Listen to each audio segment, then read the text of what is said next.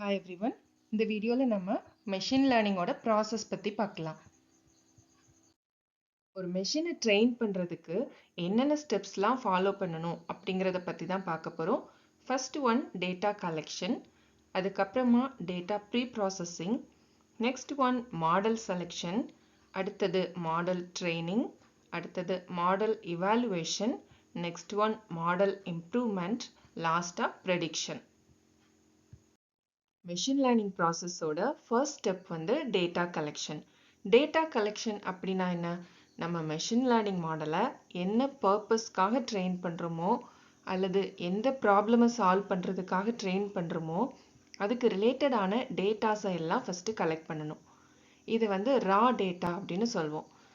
Okay, இந்த data எந்த மாதிரி இருக்கணும் அப்படின்னா டேபுலர் டேட்டாவாக இருக்கலாம், அல்லது இமேஜஸாக இருக்கலாம், டெக்ஸ்டாக இருக்கலாம், ஆடியோவாக இருக்கலாம், அல்லது வீடியோவாக இருக்கலாம். டேபுலர் டேட்டாவை நம்ம ஸ்ட்ரக்சர்ட் டேட்டான்னு சொல்லுவோம். டெக்ஸ்ட், இமேஜஸ் இதெல்லாம் அன்ஸ்ட்ரக்சர்ட் டேட்டாஸ் அப்படின்னு சொல்லுவோம்.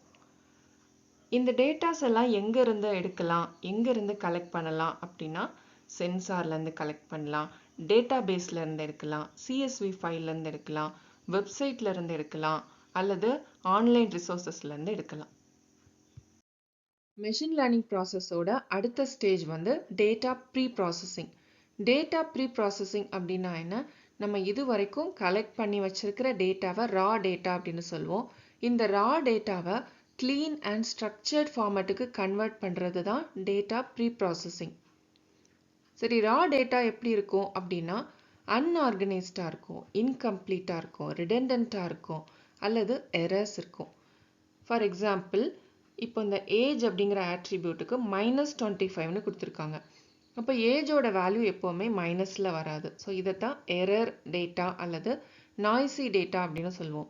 அதே மாதிரி இந்த ரோவில் இந்த காலம் பார்த்தீங்க அப்படின்னா இந்த டேட்டா வந்து ஃபில் ஆகாமல் இருக்குது. ஸோ இதைத்தான் மிஸ்ஸிங் டேட்டா அப்படின்னு சொல்லுவோம். அதே மாதிரி இந்த ஃபர்ஸ்ட் ரோவோட டேட்டாஸும் தேர்ட் ரோவோட டேட்டாஸும் சேமாக இருக்குது. ஸோ இதை வந்து ரிடண்டன்ட் டேட்டா அப்படின்னு சொல்லுவோம்.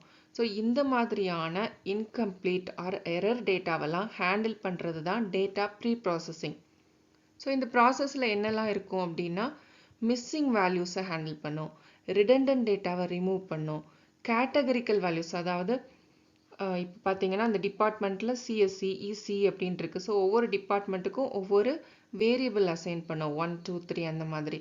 அப்புறமா ஹேண்ட்லிங் நாய்ஸி டேட்டா. ஸோ இதுதான் டேட்டா ப்ரீ ப்ராசஸிங் அப்படின்னு சொல்கிறோம். அடுத்த ஸ்டேஜ் வந்து மாடல் செலெக்ஷன்.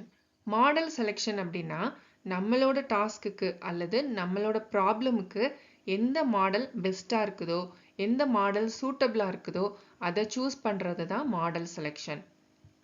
ரிக்ரெஷன் ப்ராப்ளமுக்கு linear regression, decision tree, random forest இந்த மாதிரியான அல்காரிதம்ஸ் இருக்குது. இதில் ஏதாவது ஒன்று நம்ம சூஸ் பண்ணணும். கிளாசிஃபிகேஷன் ப்ராப்ளம்க்கு logistic regression, support vector machine, KNN இதில் ஏதாவது ஒரு அல்காரிதத்தை நம்ம சூஸ் பண்ணுறோம். கிளஸ்டரிங் ப்ராப்ளம்க்கு K means, hierarchical clustering. So இதில் ஏதாவது ஒன்று நம்ம சூஸ் பண்ணுறோம். ஸோ இதுதான் மாடல் செலெக்ஷன். இப்போ நம்ம பெஸ்ட்டான மாடலை சூஸ் பண்ணதுக்கு அப்புறமா அடுத்த ஸ்டேஜ் வந்து மாடல் ட்ரெய்னிங். அதாவது நம்ம டாஸ்க்குக்கு ரிலேட்டடான டேட்டாஸை எல்லாம் கலெக்ட் பண்ணி அதை ப்ரீ ப்ராசஸ் பண்ணி வச்சாச்சு. அதைத்தான் ட்ரெய்னிங் டேட்டா செட் அப்படின்னு சொல்கிறோம். இப்போ இந்த ட்ரெய்னிங் டேட்டா செட்டை வச்சு நம்ம மாடலை ட்ரெயின் பண்ண போகிறோம். எப்படி ஒரு டீச்சர் வந்து ஸ்டூடெண்ட்டை ட்ரெயின் பண்ணுவாங்களோ அதே மாதிரி நம்மளோட மெஷினை நம்ம ட்ரெயின் பண்ண போகிறோம். இப்போ இந்த ட்ரெயின் பண்ண மாடல் என்ன பண்ணணும் அப்படின்னா பேட்டர்ன்ஸை ஐடென்டிஃபை பண்ணணும், ரிலேஷன்ஷிப்பை ஐடென்டிஃபை பண்ணணும், நியூவாக ஒரு டேட்டா கொடுத்தா அதை ப்ரெடிக்ட் பண்ண தெரியணும். நம்ம வந்து லேபிள் டேட்டாவை வச்சும் ட்ரெயின் பண்ணலாம், அன்லேபிள் டேட்டாவை வச்சும் மெஷினை ட்ரெயின் பண்ணலாம். இப்போ நம்ம மாடலை ட்ரெயின் பண்ணி முடிச்சதுக்கு அப்புறமா அடுத்த ஸ்டேஜ் வந்து மாடல் இவாலுவேஷன். எப்படி இந்த மாடல் வந்து கரெக்டாக ப்ரெடிக்ட் பண்ணுது, நம்ம கொடுத்த ஆக்சுவல் டேட்டாக்கும் அது ப்ரெடிக்ட் பண்ண டேட்டாக்கும் இடையில எவ்வளோ டிஃப்ரென்ஸ் இருக்குது, அதை தான் எரர் அப்படின்னு சொல்லுவோம். ஸோ அந்த எரர் ரேட் என்ன, அக்யூரசி எப்படி இருக்குது, ப்ரெசிஷன் எப்படி இருக்குது, ஸோ இதெல்லாம் பேஸ் பண்ணி இந்த மாடலோட பெர்ஃபார்மன்ஸை நம்ம இவாலுவேட் பண்ண போகிறோம். அடுத்த ஸ்டேஜ் வந்து மாடல் இம்ப்ரூவ்மெண்ட்.